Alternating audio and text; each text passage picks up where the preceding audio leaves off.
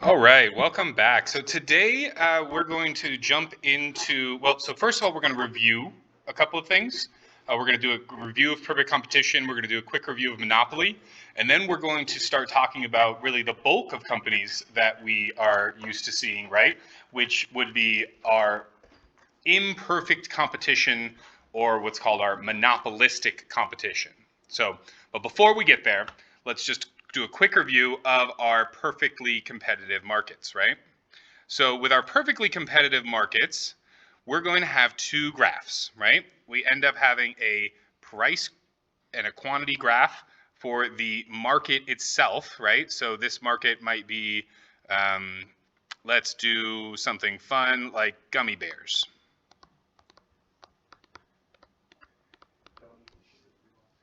Yeah, no, absolutely. Don't want to skimp on the sugar for gummy bears for sure. Oh, nice. That No. gives you bad diarrhea. Oh, really? I have not seen that. No. Did you guys hear that there was a period of time where people were kind of like review bombing Yankee candles when COVID first happened? They were like, "These candles are defective. They don't work anymore," because everybody was losing their sense of smell, right? Like, I think she talked about that in personal health and wellness about the gummy bears. oh, interesting. Okay. All right. Well, we're not going to do sugar-free gummy bears, but we'll do something like, Janine's gummy bears, right?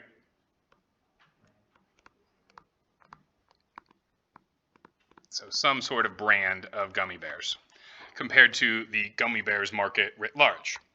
And so we know that we've got a downward sloping demand curve. We know that we have a upward sloping supply curve. And we know that in the perfectly competitive world, these things are going to, X marks the spot, they're going to create an equilibrium price. And in a perfectly competitive world, Janine is going to be a price taker.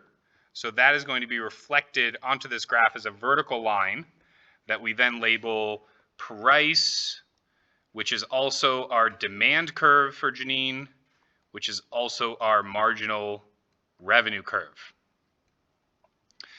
And then we're going to start filling in our cost curves for Janine. And so the way that I'm going to draw my cost curves initially, it's going to show that Janine is making a profit. Oh, sorry for the annoyance there. So we're going to see that Janine is making a profit, which means I'm going to draw my average total cost curve somewhere like this. I'm going to draw a marginal cost curve something like this.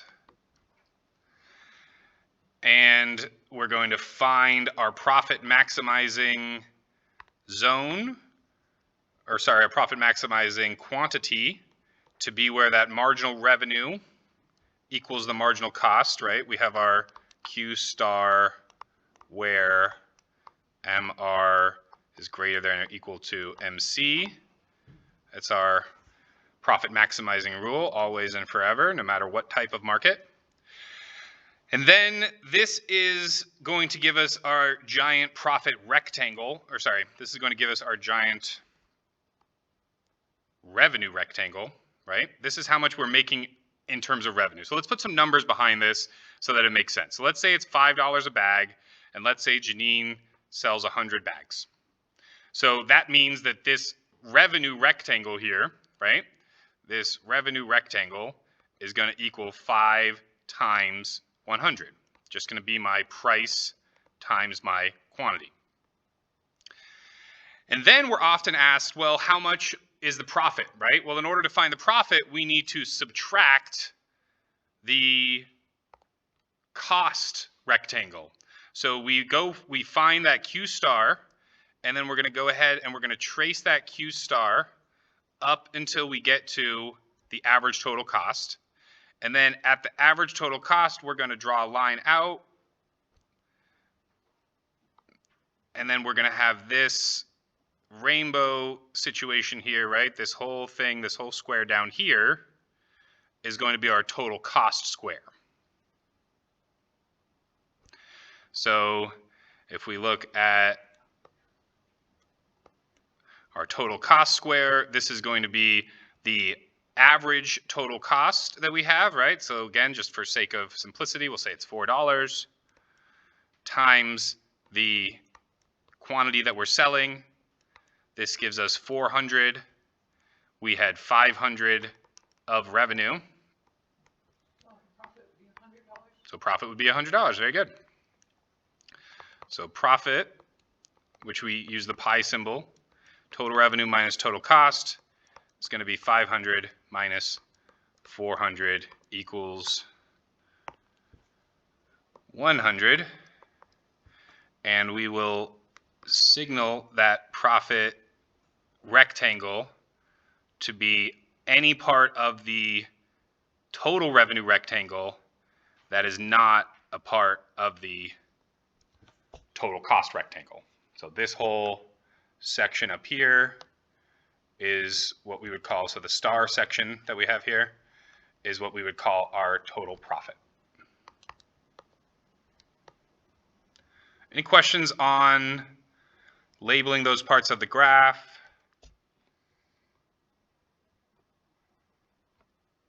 Now, our question becomes, what happens? So part of the assumptions that we have in terms of perfectly competitive markets are that we have free entry and exit and free information. And it doesn't cost me anything to start a gummy bear business. And I know that Janine is making an abnormal economic profit of $100. And so seeing that Janine is making this abnormal profit of $100, let's say that I'm making, I don't know, hard candies, right? And I decide that I'm going to change from hard candies to making gummy bears. Well, anytime there's a new entrant, that's going to do what? That's going to shift our supply curve to the right. So there's going to be a supply 2.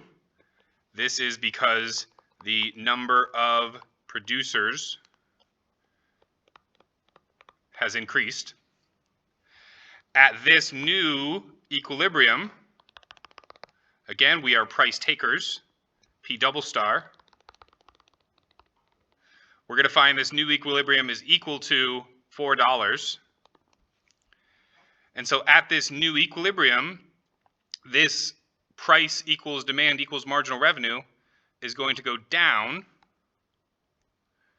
and we're going to have a new price equals marginal revenue equals demand line that is going to be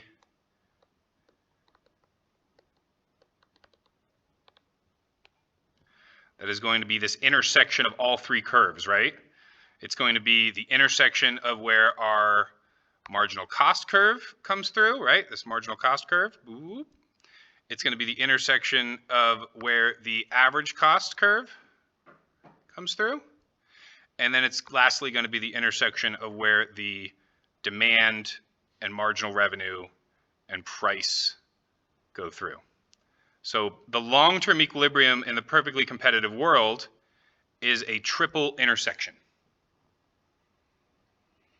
Anytime they are producing more than that, they are producing a higher profit.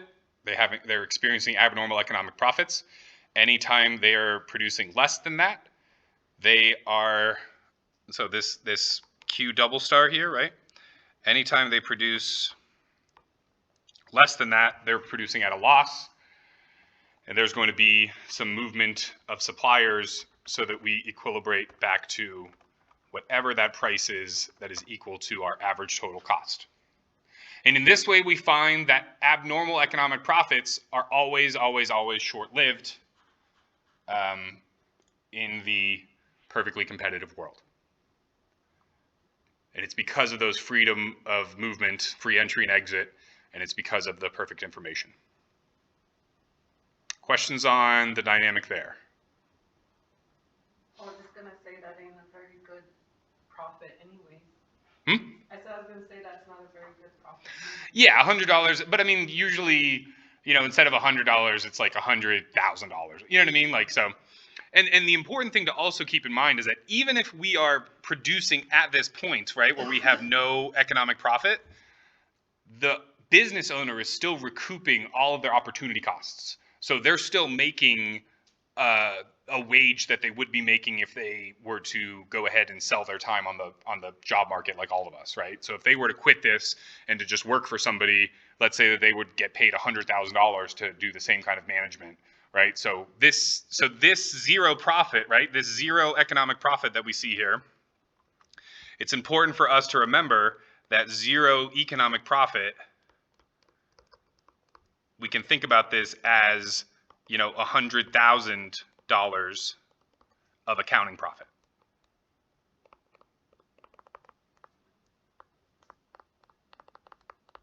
So it's important to just keep in mind that zero economic profit there's still a reason to stay in business there. You're still recouping all of those opportunity costs of your time and your foregone capital. Questions on our quick and dirty, perfectly competitive review?